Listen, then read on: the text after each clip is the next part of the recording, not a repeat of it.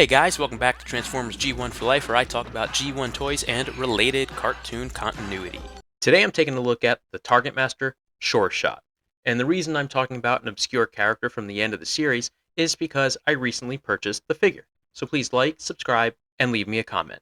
Sureshot was a character who only appeared in Season 4, the Rebirth, which was 3 episodes long. There were dozens of new characters introduced during these episodes as an effort to push the new toy line. The first time we see him is in the new intro, where we get a few cool shots of him. First, from the back, and remember this, that he actually has a back when I start talking about the toy. And then we have this shot of him with the Targetmaster gun and a transformation. I'm not going to do a full deep dive onto the Rebirth, but a quick summary is that there is a fight over the key to the plasma energy chamber, and the Autobots working with organic beings is the key to saving Cybertron and returning it to a new golden age. After the Decepticons steal the key to the plasma energy chamber, we see a race between Blur and Hot Rod, with Daniel as Hot Rod's gunman. The characters that become the Autobot Headmasters and Targetmasters are watching the show. This is where we see Sureshot for the first time. At first glance, it looks like he has his arm around RC, or is at least touching her backside. Because if his right arm was just straight down at his side like his left, then we wouldn't see this little bit all the way over here. Maybe they have a little thing going on. But in reality, it's probably just another one of those animation errors. It's just a part of Sureshot and the placement is weird. There is some foreshadowing here in this scene. They're talking about being more efficient with human operators, with the only problem being, where would the humans inhabit them when in robot form? Well, they all board a shuttle to investigate the plasma energy chamber, and it's funny because Sureshot isn't even seen boarding, but he is there. They end up crash landing on a planet called Nebulon. Now, I always thought it was Nebulos, maybe that's a Mandela effect kind of thing, but this guy here calls it Nebulon. Tell me, what is this planet anyway? Nebulon. Here we have Sureshot with the group. He delivers his first line and is referred to by name, making this his official introduction. Here we are sightseeing while the Autobots are getting their tailpipes kicked in by Galvatron's goons. Well, at least we got the thing they were after in the first place, Sureshot. That's what it is. Here on Nebulon, the locals' enemies are machines, so they capture the Autobots. The Decepticons arrive, the Autobots are released, and Sureshot is taken out pretty quickly and captured along with the rest of the Autobots that would become Targetmasters. The Nebulons give the remaining Autobots a history of their war and introduce themselves, so this is where we meet Spoilsport, who later gets partnered with Sureshot. Peacemaker and Spoilsport are our soldiers. Now, I mentioned before that the planet is named Nebulon, because that's what the guy said when being asked what the planet is. But I'm not crazy in thinking it was Nebulos, because here in the Rebirth Part 2, recapping the previous episode events, Teletran 2, or whoever the narrator is on the recap, says they crashed on the planet Nebulos. They crashed on the planet Nebulos and were captured by Nebulon. Anyway, now, with the help of the Nebulons as Transformer heads, Sureshot and the others are freed. Sureshot must be held captive around the corner, as he's not seen in the shot that shows them as prisoners, but he is freed. The Hive, the enemies of the good Nebulons, create headmasters of their own, along with Targetmasters, which give them the edge, and the Autobots have no choice but to create Targetmasters of their own, using a scan from a Hive Targetmaster. So this is funny. When the Targetmasters are introducing themselves to Optimus Prime, we see which Autobot they belong to, but when it comes time for Spoilsport, all we see is Sureshot's legs. We do get a nice shot of them working together, though, in vehicle and weapon mode. Some Spoilsport? With pleasure, Sureshot! So this brings us to the Rebirth Part 3, the last episode of the series.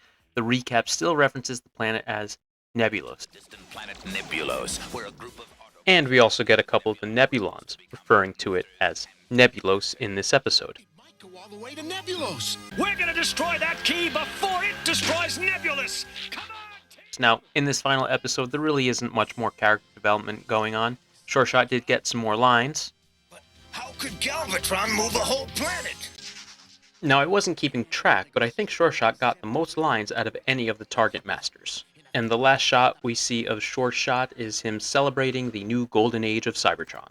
So unfortunately, this is where the G1 cartoon ended, so that's all we get with Sureshot. Let's take a look at the figure. So I purchased this from a Facebook Transformers G1 Deal or No Deal group. that I belong to. It was for $70 total. I thought this was a really reasonable price because any complete short shot that I saw on eBay was over 80 bucks plus shipping. So I think I got a great deal here. Let me know what you think about that price in the comments. His function is sharpshooter. Believing in yourself improves your aim better than target practice. His confidence borders on arrogance. Can hit targets blindfolded from memory. Resents his twin laser cannon Spoilsport since he needs no help from short shot to shoot, and never asks for any. Spoilsport likes to shoot and show off on his own, and the two only cooperate when their lives depend on it.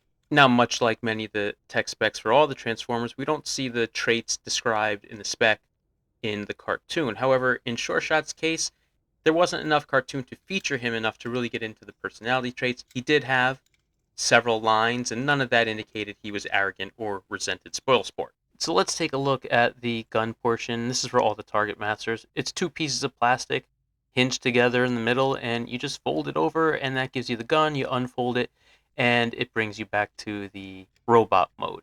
So while I really like this idea that the gun turns into a robot or the head would turn into a robot, for the Targetmasters, it was really basic and disappointing when compared to a headmaster. So let's just compare it to a headmaster. Yes, it folds in half to form the head, just like the gun folds in half. But there's more articulation in the legs and a little bit of movement in the arms. It just makes it feel like it's more of a playable figure.